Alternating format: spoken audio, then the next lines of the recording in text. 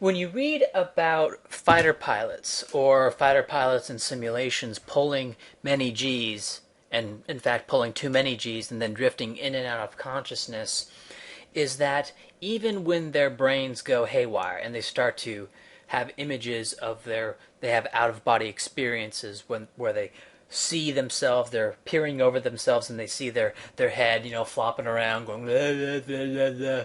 Of course, they don't actually see that. That's just their brain trying to make sense of what's actually going on.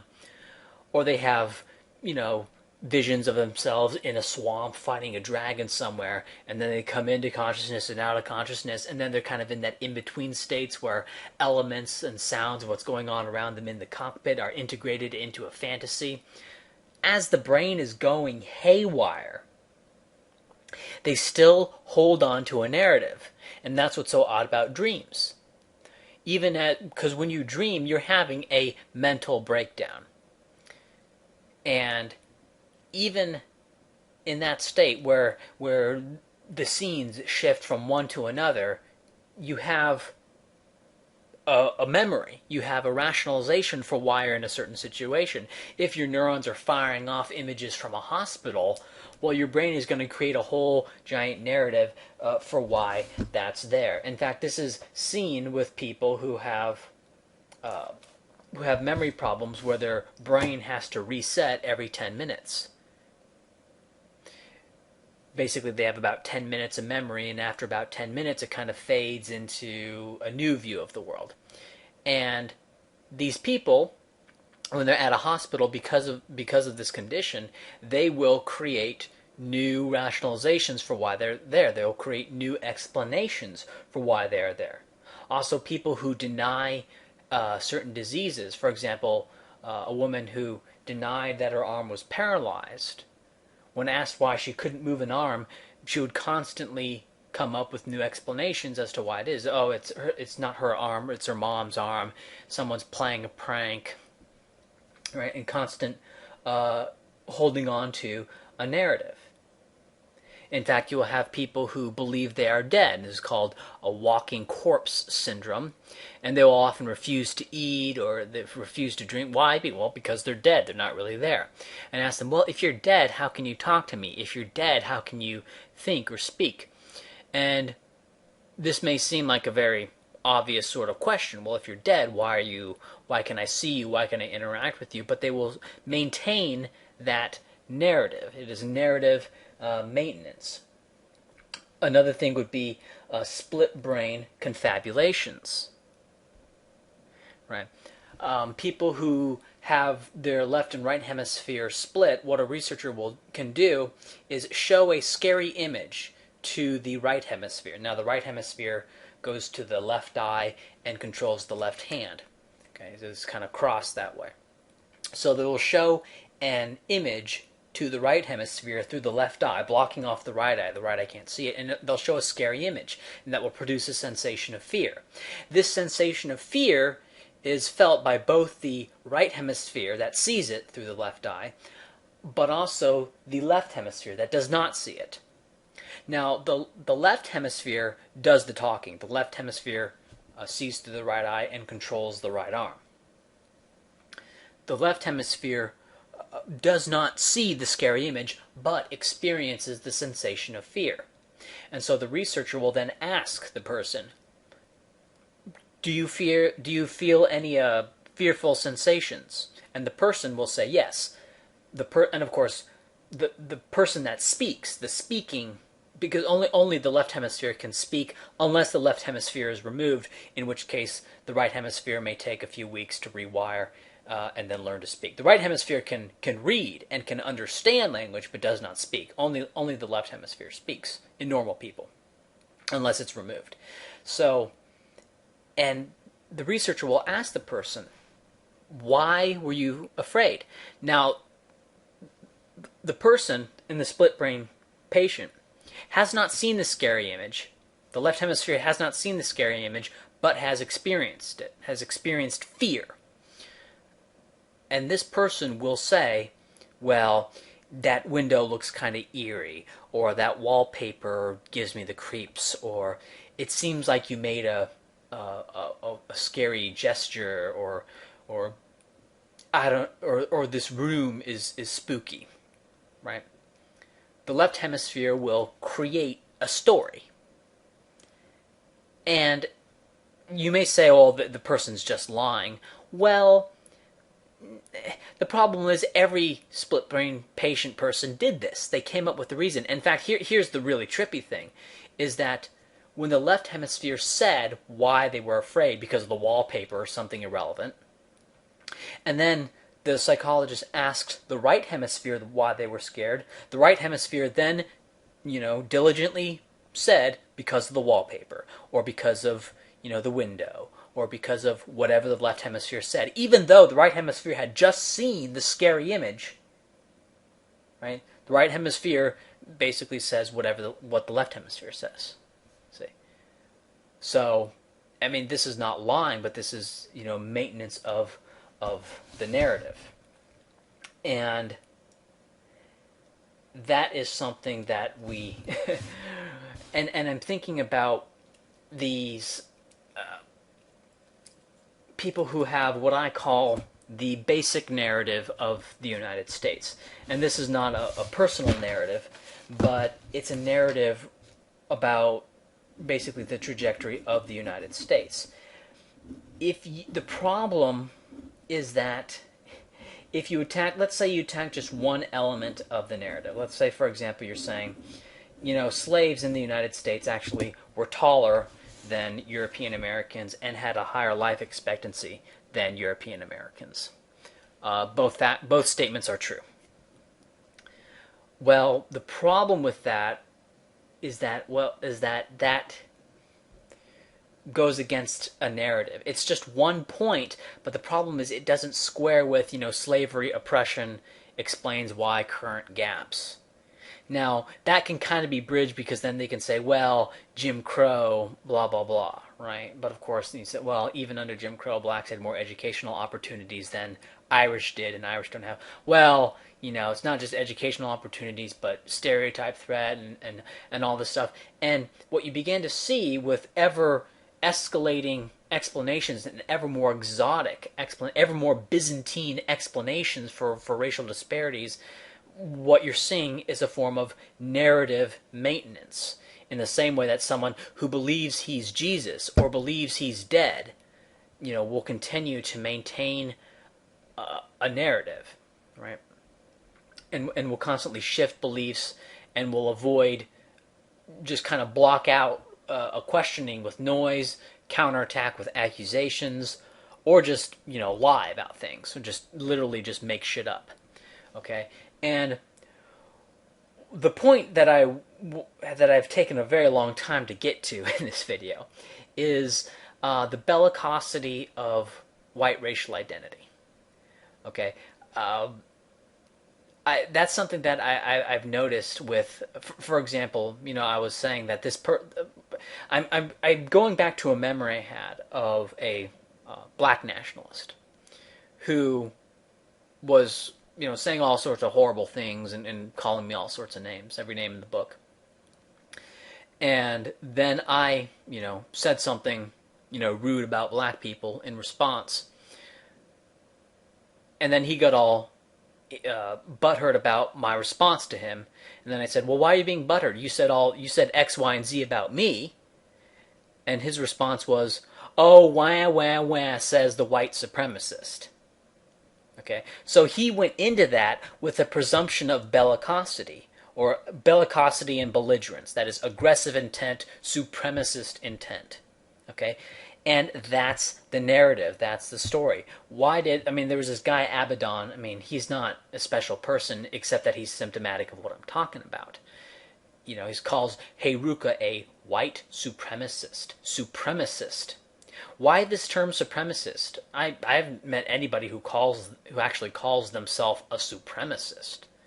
But why this label of others as being supremacist? Because that's the narrative. The narrative is bellicosity and belligerence.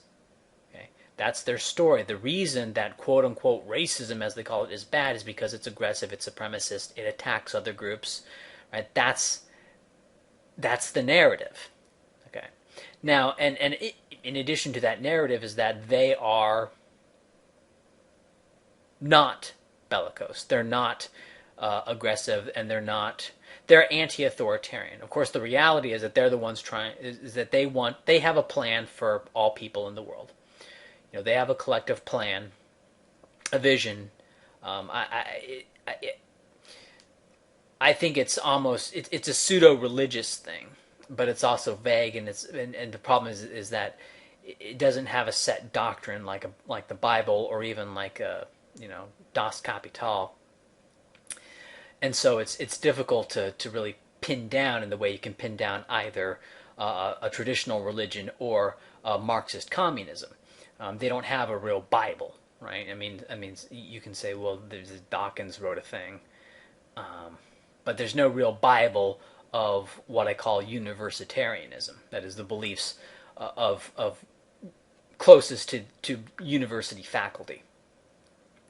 Okay, but in this narrative is that people in this narrative they have to somehow say that, well, the Confederate States of America were bellicose and belligerent, and one easy way to do this is to say slavery.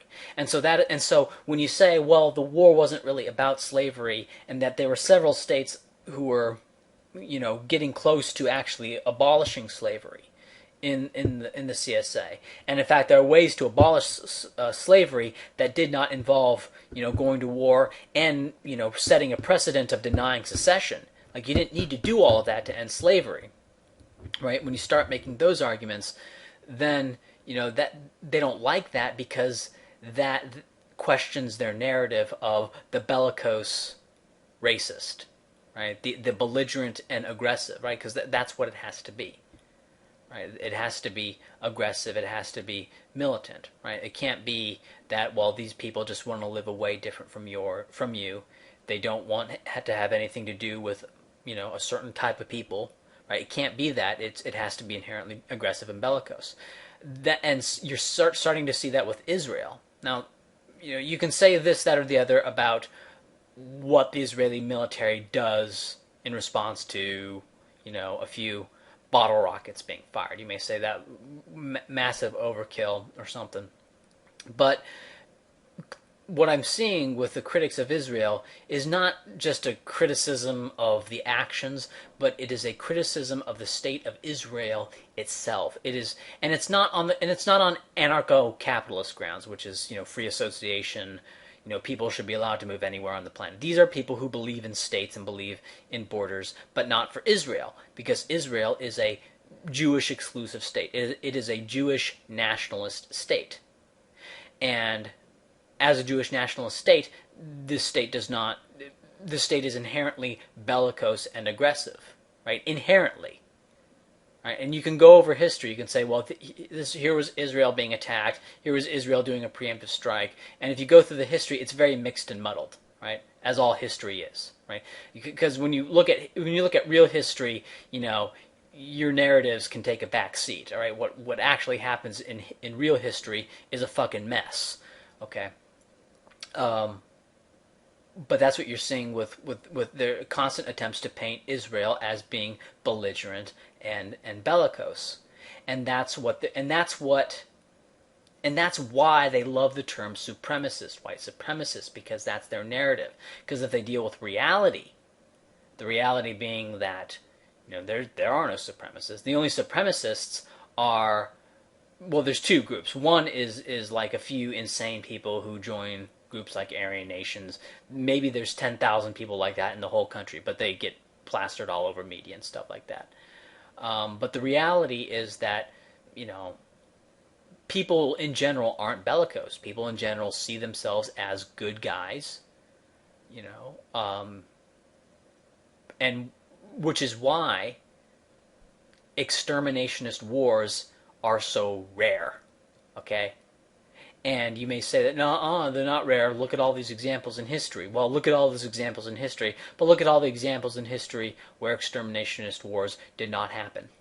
Like, how many times has Serbia not invaded Croatia and just, wholesale slaughtered them?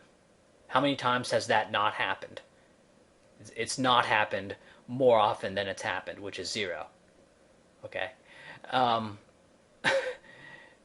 And the reason, and so what happens is that something weird goes on because nobody sees themselves as, as an oppressor, as I'm an oppressor and that's good and I'm going to do this oppression thing, right?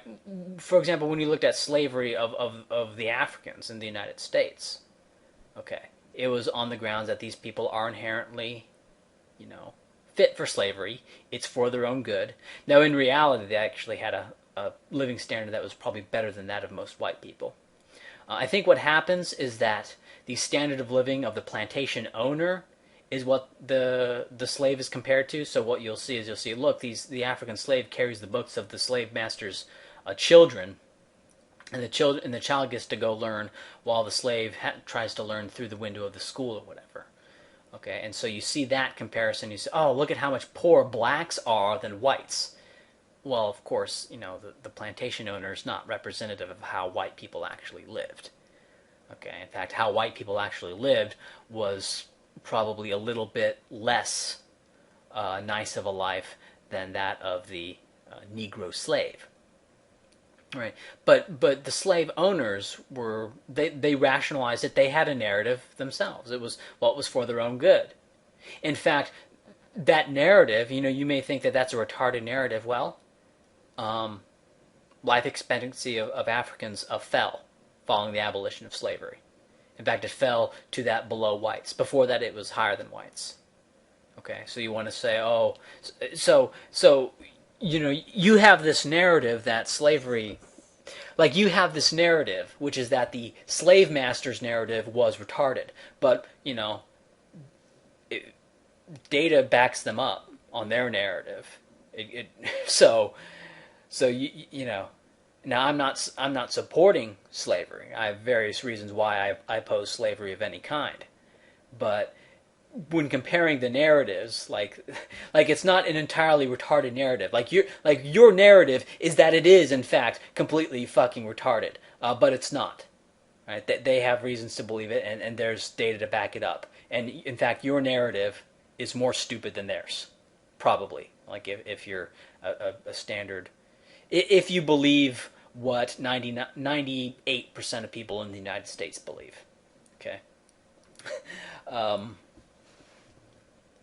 So yeah, that's just what I wanted to say in this video, and that's why you get all these accusations of belligerence and aggressiveness and supremacism, right? Because if they dealt with the reality, which is that, if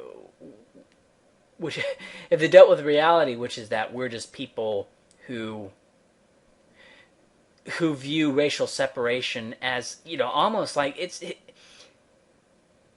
like it's naturalism, almost. It's like a form of, it's like you have these people, it's in the same breath as the paleo diet, right? And the mentality is kind of like that. It's like, and we see it in old fantasy. Right, Lord of the Rings, for example, you said, well, the elves are their people, and they want to keep a land for their people and prevent these invaders from coming in, right? And you see in for example, Poland keeping out the German invaders, right? But also closing the borders to them, right? And so nationalism in this sense is accepted. Now, there's a lot of pressure in Holland to bring in these brown people, but people outside looking into Holland, they don't see, Dutch nationalism as inherently bellicose, or Irish nationalism as inherently bellicose. Nobody outside of Japan says that, oh, the Japanese, they're not bringing in Africans. How dare they? What an aggressive act to not, right? Nobody sees it that way, right? And so this idea of either a biological identity or a religious identity is not inherently opposed, right? But it's only opposed in the context of certain narratives. Some nationalisms are good, some nationalisms are bad, right? and they become bad when they're bellicose, or at least when they're supposedly bellicose. Like white nationalism, oh, that's bellicose and supremacist. Black nationalism is not, which is why it's not as bad. But of course, the reality is that white nationalism is not bellicose at all. And there's a great difficulty in realizing that or accepting that, because that's not what they want to believe. They want to continue to believe that they're Jesus. One thing that I've noticed is the individual collective switch. Going back and forth between talking in terms of collectives or talking in terms of individual. For example, it is allowed to talk about perceived white crimes. Now, first off, the history itself, I think, is largely made into a narrative and mythologized. But, see, anything that is perceived as a white crime, right? Apartheid in South Africa, right? Stuff about, the Belgian Congo. And in my book, I talk about these things at length, and how, for example, the idea that Leopold killed 10 million people in the Belgian Congo. Right? And of course, the Belgian Congo had probably somewhere between 5 and 10 million people total. So there's no fucking way. But what you'll see is that these things are all these are all things that white people did. Right? White people did, raped Africa. Of course, living standards increased, life expectancy increased. Prevalence of various diseases all increased, and all of which have gone, down through the floor once, colonization ended. And Africa is now a basket case, right? People starving, and there's all sorts of Africa aid programs because Africa is such a mess following decolonization. Now, ironically, one of the best, some of the best arguments against decolonization, or some of the best, explanations other than the nature of the Africans themselves for the failure of decolonization have to do with multiple ethnic groups in these European states. See, when Britain ruled a vast swathe of Africa, it was basically British guns kept all of these different ethnic groups feuding under wraps. Right? It was basically a kind of a top-down state, foreign to these people, that kept the ethnic conflicts from boiling over. But once this force left, the states that were created were not out of the traditional ethnic lines of the people there. They were states that were created out of the administrative regions of the British, French, Portuguese, German, and Belgian empires. So it wasn't even... So, and that's funny. Part of the reason why, I think the only good argument against the Europeans in the way they did decolonization would be that they were a bit too multicultural and didn't draw the borders around the ethnic divisions like sort of exist in Europe. And in Europe, where that doesn't happen, right, where the borders don't map around ethnic divisions properly, i.e. in Yugoslavia, that's where you get big problems. But you get big problems in Europe when that happens, and you get big problems in Africa when that happens. So, and that's a great irony. And these people who are all pro-multiculturalism will say that out of one side of their mouth, and then out of the other side of the mouth will correctly recognize, and this is where they're correct. They'll correctly recognize, that the multicultural states in sub-Saharan Africa, same race. It's not racial diversity in this case, but it's ethnic diversity. They correctly recognize that that's part of the reason they're having so much trouble in these states. And I think that's a bit funny. But that goes back to the narrative, because the narrative is that, decolonization of Africa was such a disaster because of something that Europeans did. And so they'll cling to anything that the Europeans did wrong. And look, they had multiple ethnicities within the same states, because these states were carved out of administrative regions. They're not true ethno-states, right? And then they'll go on and advocate, multiracial and multi-ethnic, multiple ethnic groups within Britain and France and Germany and Sweden and Canada and the United States, and expect that to all just go along swimmingly. Okay, right? And that's evidence of just, that's the narrative, right? The narrative, because it doesn't make sense, right?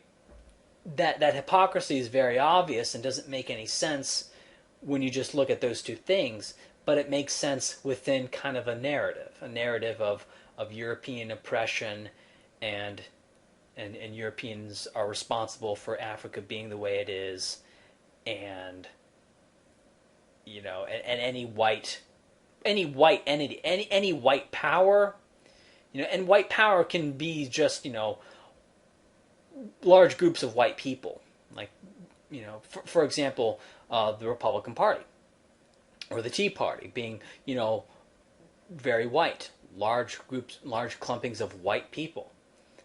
That is seen as somehow illegitimate, and you see organizations trying to get mestizos and Africans into their organizations just so they can be less white. Why? What's wrong with an all-white organization? Right? So that's what you're seeing is an implicit delegitimization of whiteness. Period. Full stop. Right?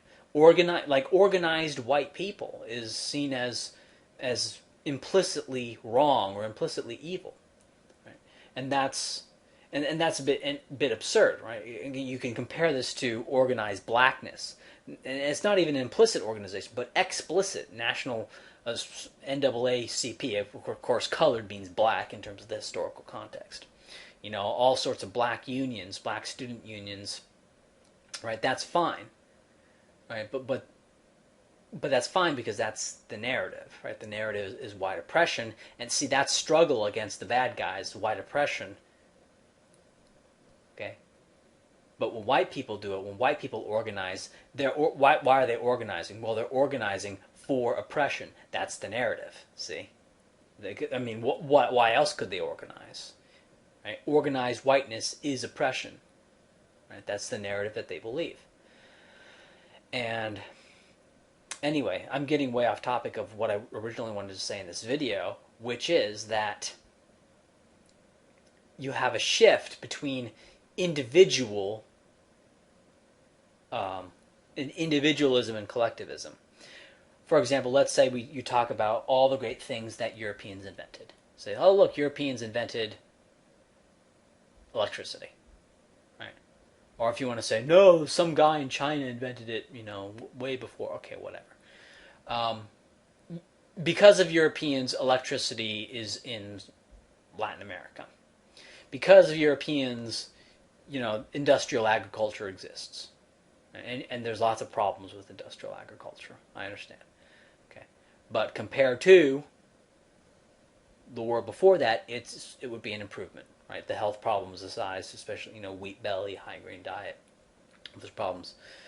Okay, but industrial agriculture occurred, and it occurred because of European inventions, and the European application of those inventions.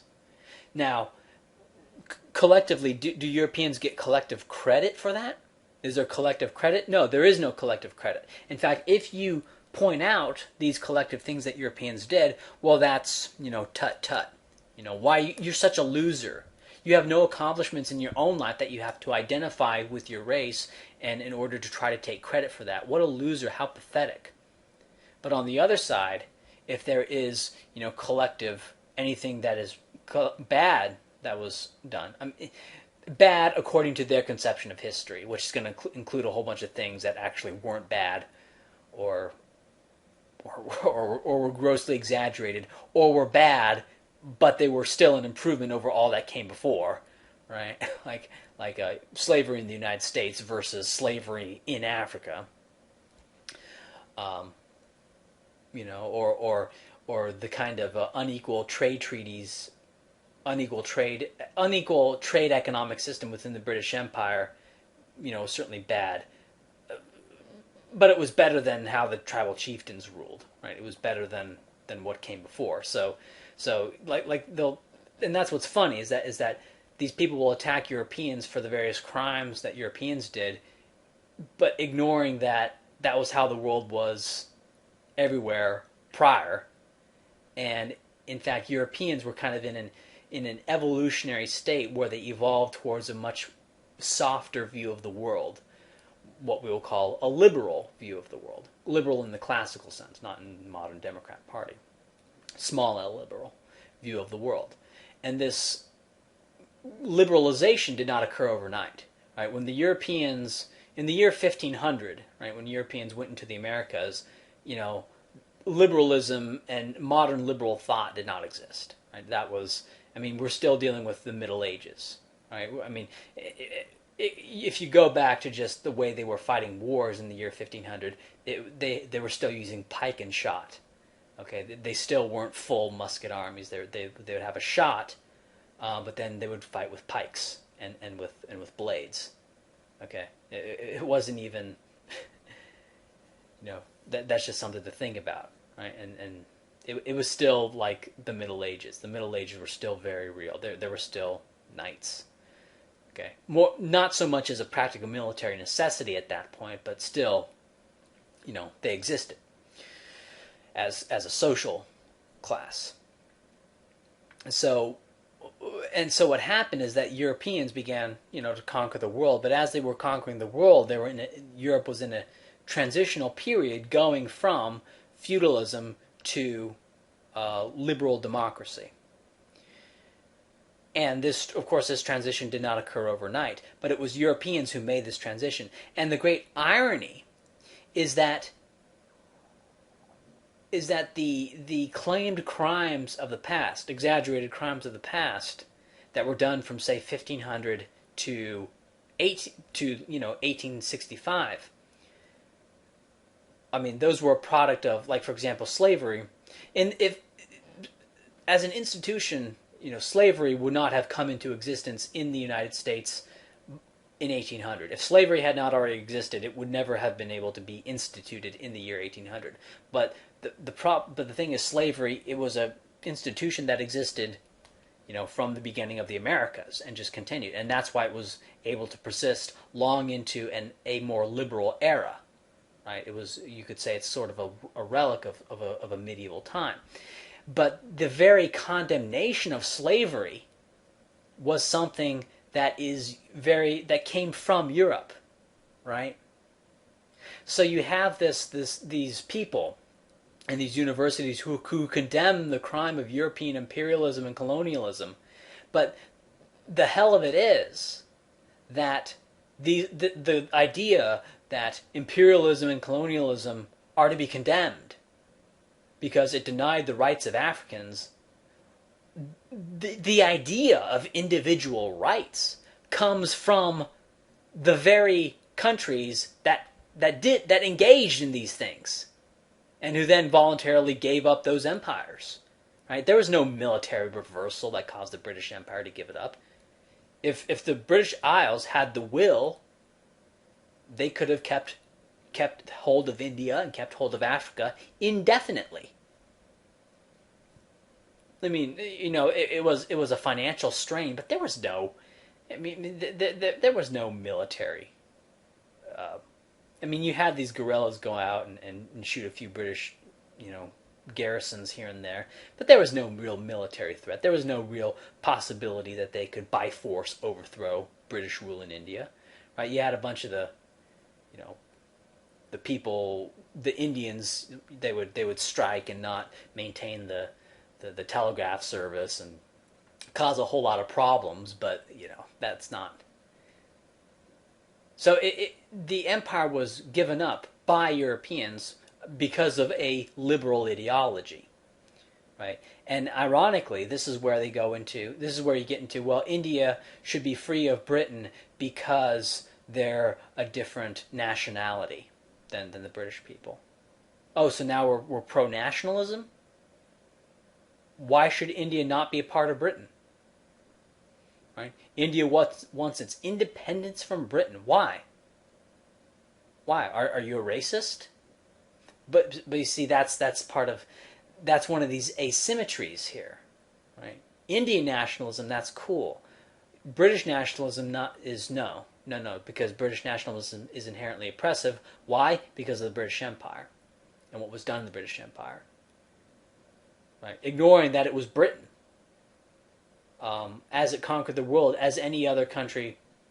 Because if you had the power disparity, say in 1000 AD, in fact, this did in fact happen with the Persian Empire and then the Ottoman Empire. Whenever there was that power disparity, these countries took over as much land as they could get away with. And of course, they would rationalize it and fabricate it. We really have a claim to these lands, and they would fabricate all sorts of stuff, right? But we know what was going on. They had the power, so they expanded, and they had the ability to. And of course, there's a natural, geography. There's a tyranny of distance and a tyranny of geography that could protect nations even that were less powerful than the invaders, just because of logistics. And so it's not like, if your country was more powerful than your neighbor, you could always take them over. No, there was an occupation issue, there was a logistic issue, so the power disparity had to be great enough for that to happen. That's why no country has ever taken over the world. It's because of these logistics and occupation issues.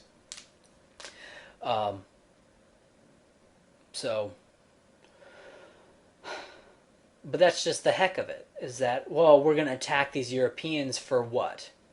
For not living up to a code of ethic, which came from Europe. Right? The idea of national self-determination, of individual rights, this all came from Europe.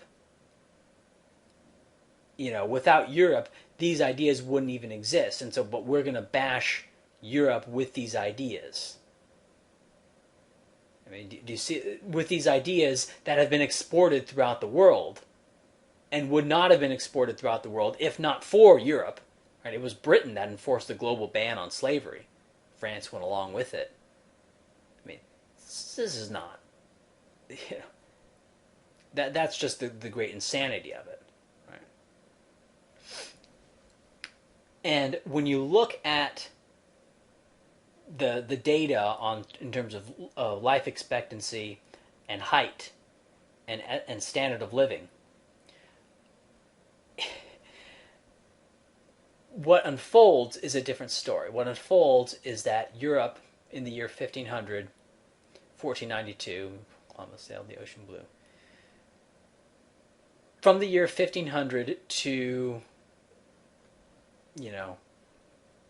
1948 roughly, was the period in which Europe just pretty much ruled the world.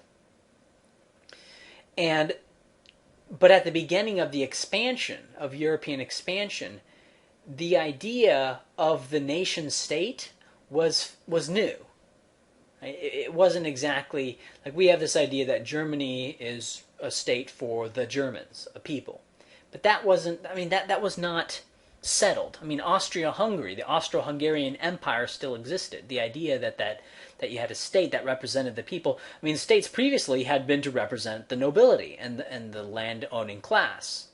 Okay? And, for example, the people in England, the kings and the nobles, they spoke French. They didn't speak the language that the people there spoke. Who cares what they spoke? Who cares what they thought? Because it's not a nation state. It is a state for, the nobility. And this transition from state for the nobility to state for the people, and the idea of individual rights, that you have unalienable rights that come from God or nature, natural rights or God-given rights. This idea was not completely established in the year 1500. So as Europe was conquering the world, concurrently there were revolutions of thought and political revolutions, regime change revolutions, that were overthrowing the idea of state for the aristocracy as opposed to state for the people and individual rights. And so the European states then went out and conquered these other areas. But these conquests were done by an illiberal mentality, by an illiberal population. But of course, it was the Europeans themselves who brought about liberalism. And so the Europeans, as they were making this transition from the pre-liberal world to the liberal world, to the liberal mentality, they were conquering the world. They conquered all of Africa and the Americas, India, and Asia, except for China and Japan. And even China, they managed to have a great deal of influence over China. So, but to attack Europeans for being illiberal, well, illiberal was the order of the day. Illiberal was how everything was before Europeans gave you the idea of liberal. And in fact, it was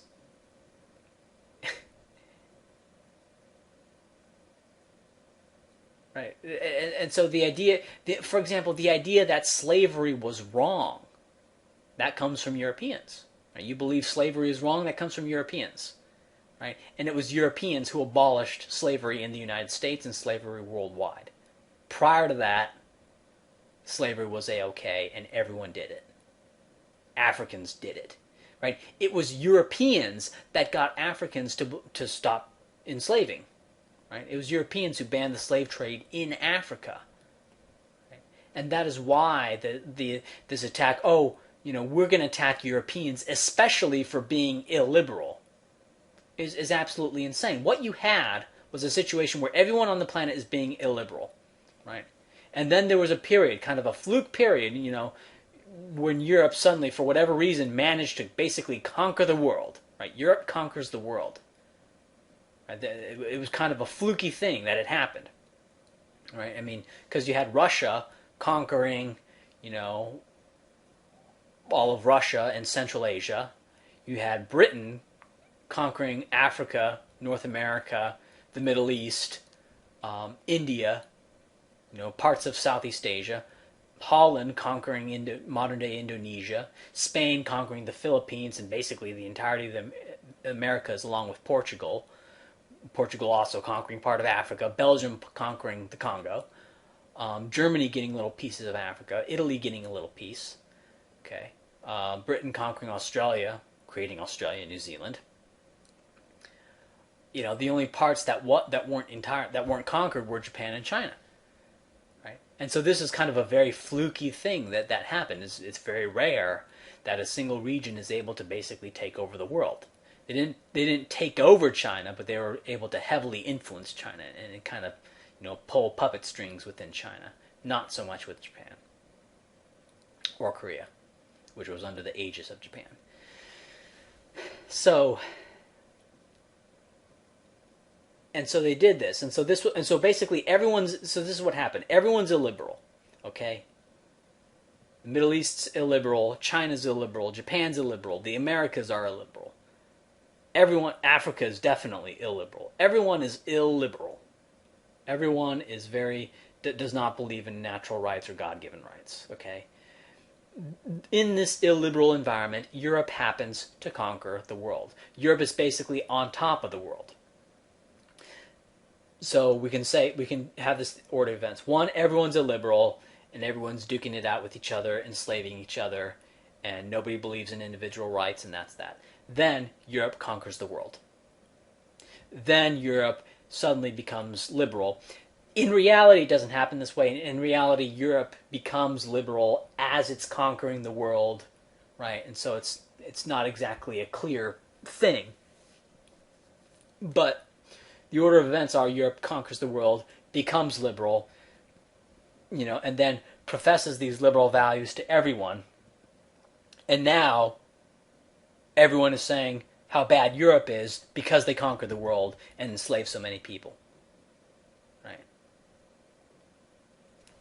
I mean, it's kind of, when you recognize that that's what actually happened, you break down this narrative of white supremacy and white suppression and burp, derp, derp, derp, and recognize that this is what actually happened. Just the absurdity, just the insanity of what is being said in universities and what is being taught in high schools and middle schools as history. the real story of what happened is is first off, it's a little bit more complex. One, it's a little bit messier, and it's far.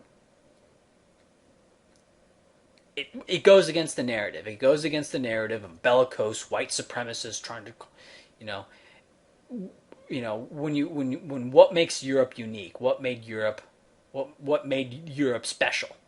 Right? Well, it was liberalism, right? And it was Europeans that brought liberalism to the world, and it was Europeans that brought industry to the world. Okay, liberalism and industry. That's what's unique about Europe. Slavery, everyone did that. In fact, it was Europeans who got it banned. Okay. Conquering and disease, everyone did that. In fact, how many Europeans died from the bubonic plague? Let's look this up. Because we know that roughly 50% of Native Americans died from the European diseases. So,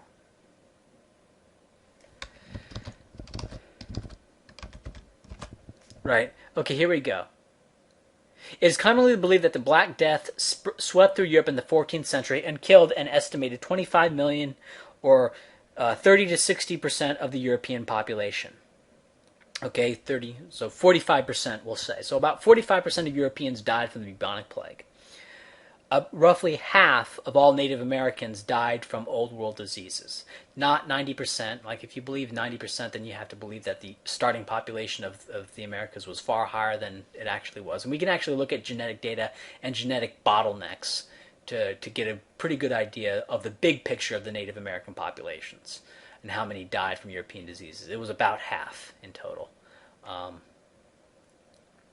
And when you look at that, and then we say, well, about 45% of Europeans died from a disease that came from rats in basically the region of modern-day Kazakhstan, Turkmenistan, Uzbekistan, Kyrgyzstan. So what are we going to do? Are we going to sit here and, point our fingers at Central Asia and say, you killed half of Europe, 45% of Europe's population, because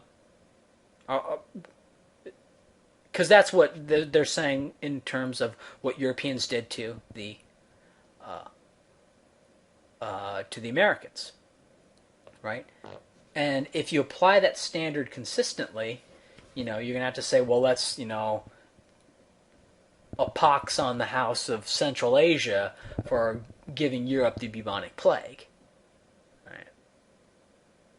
But of course, Europeans don't think that way. However, the spreading of disease from the Old World to the Americas, well, that's seen as a crime. But the problem is, see, all these things, what happened is all these things that the European empires did, these illiberal things that the European empires did, that are decried, were normal. And the only reason that they are decried, and they are decried retroactively, is because of a liberal mindset put forth by Europeans who were the reason that these very things were abolished. And that really goes against the narrative. Right? And so you see all these hypocrisies. The hypocrisy in terms of switching between, Europeans did X, Y, and Z crime, right? And that's why you are the way you are, so don't get so uppity with your own personal achievements, right? You benefit from white privilege. We can't quantify it, but we can say, look at history books and vaguely say white privilege, all right? So we can take the collective and apply it to you, the individual, in terms of what we say is a crime, right? Of course, the only reason they say it's a crime is because Europeans invented the idea of liberalism and the idea that these things were crimes, right? So, right, and so we can do that. We can collectively apply that to you. But then, in terms of any achievements that the Europeans did, oh, well, fuck you for trying to ride the coattails of the achievements of your race. You didn't do any of that. You didn't do any of that.